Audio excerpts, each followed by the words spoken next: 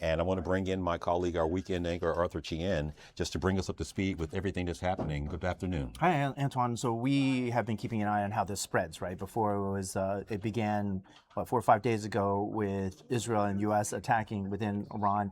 Then Iran started attacking countries around it. And the significant development, I would say today, is that it's going outside of that Mideast theater.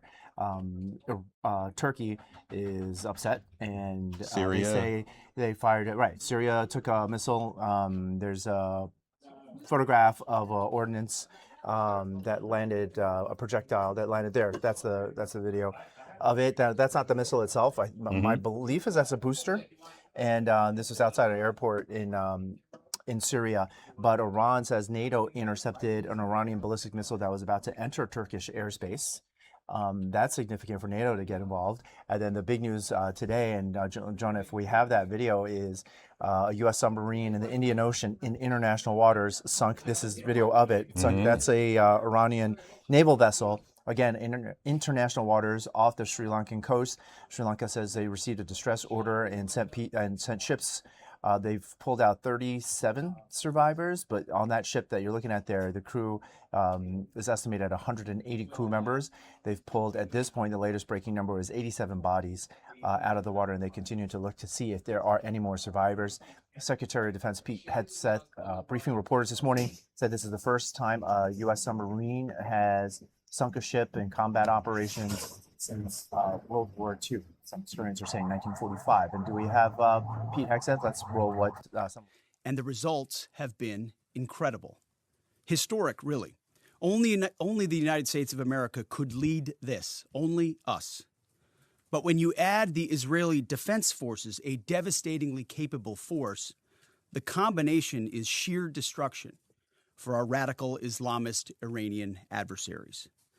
They are So we just heard the Secretary of Defense there. We're keeping our eye on the nation's capital because we're anticipating at any moment also, Arthur, which you know, that a press briefing from the White House is supposed to be going on. So as you continue, we're just letting everybody know we're also monitoring the Capitol because of that. So Hegseth, again, strong comments, you know, in regards to what happened this morning with this. What's the other international reaction? What have you been seeing or hearing, Arthur? In regards to the surrounding. The key here is really Iran's decision to start bombing. Initially, the response or retaliation was directed at Israel, but the fact that they're bombing some of their neighboring countries is really coalescing support for the U.S. and Israel. That's something that we continue to see. NATO partners in NATO, for instance, have all pretty much lined up with the U.S. with the exception of Spain. The UK allowing U.S. fighter jets to use their airports. That's really concrete support there. We should mention that at least 6 U.S. service members have been killed so far. That is going to be an issue here in the U.S. In part because President Trump, when he was running, said that no new wars, no regime change. And while some people want to parse what this is about, Trump has said this is a war. Hegseth has said this is a war. Iran says it's a war. So, you know, a lot of people feel like the U.S. is now drawn into another conflict without a clear place for it to go. We should also mention that there are tens of thousands of flights disrupted. There are a lot of Americans in the Middle East region who cannot get out now. We're told the U.S. is working on getting those people out. So for anybody out there who knows somebody or has a family member, whatever, trying to get out, the U.S. government says that they are trying to take steps to get Americans out of that region. But the other main development to mention is that Hegseth this morning said the U.S. is sending more forces into the region. So if anything, this conflict is going to get bigger.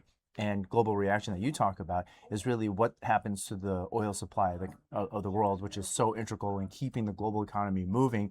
There is a report this morning that oil tanker traffic through the Strait of Hormuz has dropped by 90%. And you have been reporting 20% of the world's oil goes through that strait. So a drop of 90%, that's significant. We'll see where this goes. The analysts say that Iran has enough ballistic missiles to carry on at this rate for several more days. But Hegseth mentioned something very important this morning. He's saying the U.S. is good at some things, but it can't stop all the drones. Right. And we don't know how many drones they have, but some of the attacks that we're seeing are the drones. The president also mentioned that this could go on for weeks, If not longer, he if said. not that part, if not longer. And that is getting a strong reaction on Capitol Hill, because we also know that Congress, at least the senators, will be voting today to discuss war resolutions. Some are actually asking, well, is that not too little too late? But we're going to get into that around 1:40 after the briefing with David Birdsell, whom you know very well, Yes, our we political all do. correspondent from great. Kane University, to weigh in on, what this means, this resolution, because this president, as we know, doesn't follow the rules, like that. He certainly didn't in this case, nor with Venezuela, from last month, so it's going to be interesting to see what the senators are saying about it as they try to meet today to discuss, war resolutions and what, if anything, they can do in regards to this, like that. I know you're staying on top of all of this. Was there one takeaway that you even took a breath back yourself, and just, in your covering and trying to process, information about all of this? Because it's a lot to try to stay on top of, and it's a lot to try to make sure that you're putting it out there to, the information, to that. I think it's the keys are how comfortable it is that this is spreading outside of that region now. Because these are a set of dominoes, as you've seen in the past. When they start rolling, it's hard to stop that train, right? So the fact that this is in the Indian Ocean now, in international waters, Sri Lanka is now concerned, like, are we getting drawn into it? Right. Turkey, NATO, this gets big very, very quickly, and it's a lot easier to start than to stop. And as part of the sign that is notable this morning was the announcement by Secretary Hegseth that we're sending more forces to the region. We had already amped up our presence there, so the fact that there's a feeling that more is needed. There's a very strong message being sent to some degree. This isn't over. This is by not any over. means. Arthur Chien, weekend anchor, thank you so much for being with us. Always a Pleasure's pleasure, always Anthony. ours. You know that.